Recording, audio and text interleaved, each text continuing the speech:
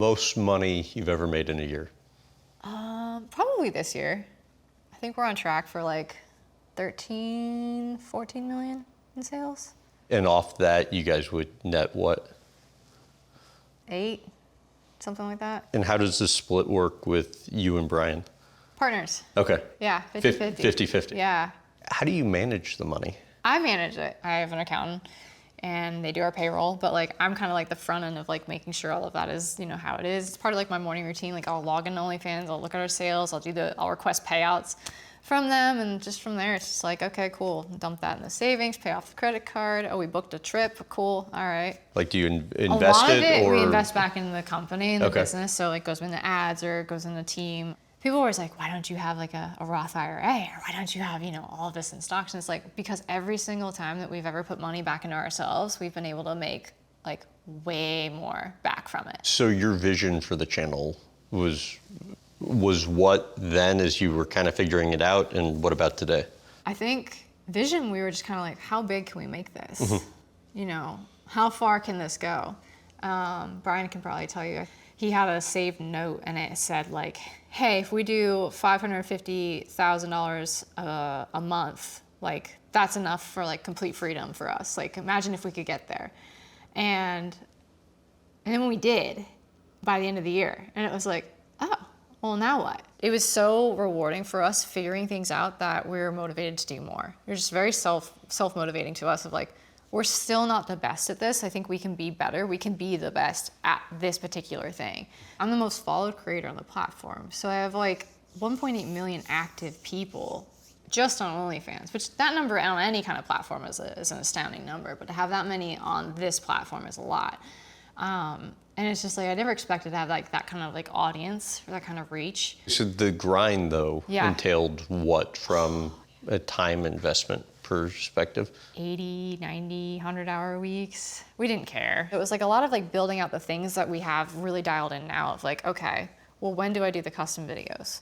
What's my time block for responding to the messages? What's my live show thing gonna be? Building up our video inventory was like our big thing. I ended up having like, I have like 550 like different videos. So kind of like, once you have that, anybody who's new, all of that is new to them. Mm-hmm. So it's nice in that you don't have to keep making a ton of new stuff. And Brian was telling me yesterday, he's like, Bryce maybe does 32 hours a year now of actual, porn, and everything else is kind of the safe for work type content. And he was talking about just how that number's reducing or lessening because you have this catalog now. Exactly. So like front-ended the catalog building for like the first 2.5 years, and now it's like, cool, we can focus on bringing in more people. So that's now where my time and attention is much more on like that kind of production. So live streaming was kind of like the next kind of couple of years. That was like one of our projects too. We built custom software for that. So I have 3 pages and I would want to go live on all of them at the same time and talk to everybody. So we had software that aggregated all the comments, aggregated all the tips. We had commands. So it would be like if a certain thing like hit a goal, like confetti would go up, and just like cool interactive things, basic things for like Twitch streaming, but like OnlyFans didn't have that. So we made all of that. And how did you do that? We had, at one point, I think we had like 5 developers on staff, but we did that. We started building like a CRM internally just for us on our page so we could have real-time data. So we have data log. I have every single piece of data you can only imagine. And we would chat history, sales history, we track all of our fans, where they come in from, like what platform, what advertiser, what they do, so what their spend arc is, what their lifetime value is. So then they move to pages, which one do they move from, how, why, okay. Like every little detail that you could possibly think of about the customer's experience, we would test and get the data and then ask for feedback from the fans, which I think is why we ended up doing so well, is we cared enough to make the experience the best possible experience for the fans and make it the safest environment for them. And then I'm being myself on top of it all. So then they're like, okay, she's real. She's delivering on the promises that she's made and the content's really good. Like, of course I'm gonna stay. You guys have a pretty substantial advertising budget, right? Yeah. Like what do you think you spend in a year on advertising? $1 million, $1.5 million, something like that. I have a lot of stuff in the bank, if you will. So the on-platform advertising I do with all the other creators, I probably have like 700 grand in ads that I've paid for that I'm waiting to be fulfilled. So that's like, I paid, all these different creators and they send fans to us. But okay, and explain how that works. so like other girls have socials. So like right. they may have 10,000 fans on their page and they want to make a little extra money. So, because fans come and go, right. like it's, there's a time for them and some of them just fall off and aren't as interested. So then the girls are like, well, if they're not going to, stick around for me, maybe I can at least give them somebody else and make a little money from it. Cool. Most people do that. They'll like pay 2 or 3 girls. I have like 350 active right now and I maxed out at like 650, like actively like pushing things to us. So it's a very unique market in that we pay in full.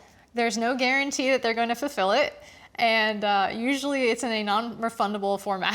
So you're like, all right, please do it. You wouldn't have hundreds of thousands of dollars just outstanding there right now if you weren't confident it would get fulfilled. I would venture probably 15% of it I'll never see, maybe 20%. What's a typical weekly schedule entail for you today? So, workout every day. We do production probably 5 days a week. Usually short form content, YouTube shorts, reels, stuff like that. That's primarily where a lot of our content is. The safe for work content. All safe for work, yeah. So why is that kind of the majority of the content creation now? Going back to the on-platform advertising with all the girls, I kind of reached a cap of that market. Like we had maximized reaching out to everybody we could possibly reach. And we're like, well, we still want to get more people. And going back to like, well, what can we do to have fun, build some more skills, and what are we bad at? And it's like, well, we don't know socials. And everybody on this platform has socials.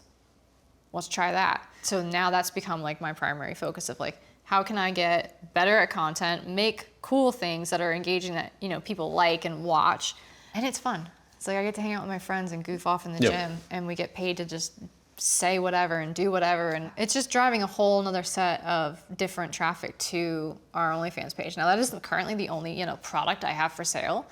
Like I don't have a quote safe for work product. It's not like I sell, a gym line of clothing or a protein powder or, a shirt line or anything. Like I just don't have any of that. So it's like if people want to support me and they like me or they want to get to know me more, because I think the socials content is like they see a glimpse of me or my friend group, and it's like they want to see more of it. And the OnlyFans is kind of the way to do that, like kind of peeking behind the curtain. So we'll post BTS stuff on there and just everything that you can probably, imagine is on there.